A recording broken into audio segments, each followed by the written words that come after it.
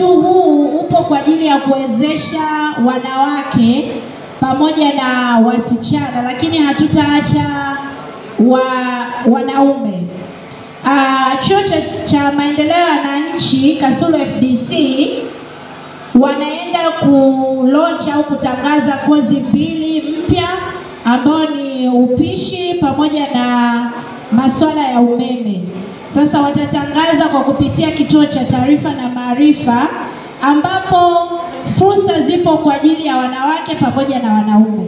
Kwa hiyo jamani, mkisikia hilo tangazo, naombeni msipuuzie, mlete watoto wa kike pamoja na sisi hapa wanawake ambao tayari tuna watoto pia tunaruhusiwa kuja kusoma hizi kozi. Utofauti ni kwamba wafadhili wao ambao ni hivi vyuo vya ufundi vimetokea Canada, wameboresha zaidi elimu kupitia Wizara ya Elimu, Sayansi na Teknolojia. Kwa hiyo tunaenda kujifunza vitu tofauti jamani.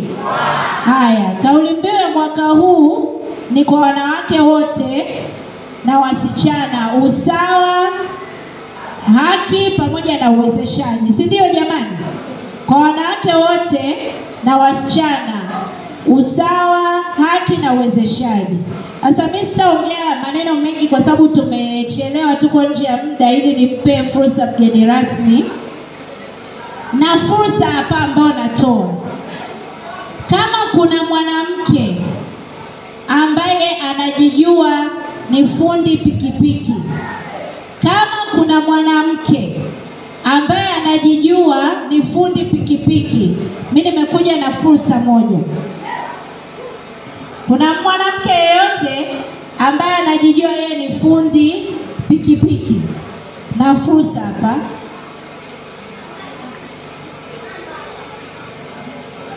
Mwanamke yeyote ambaye anajijua yeye ni fundi pikipiki, mimi na fursa.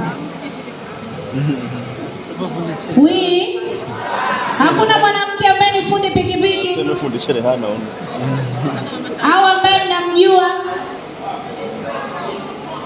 Mnamjua? Haya, mtanipa jina. Kwa hiyo kwa hapa tu tumeona mwanamume yote ambaye ni fundi pikipiki. Kwa hapa hamna. Mafundi pikipiki wengi ni wanawake au wanaume?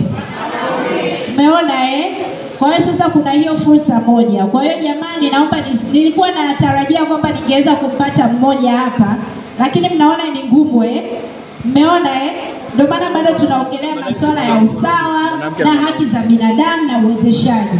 Ingekuwa ni rahisi kumpata tu fundi pikipiki hapa, lakini imeshindikana. Kwa hiyo jamani, asanteni sana, sina maneno mengi. Wanawake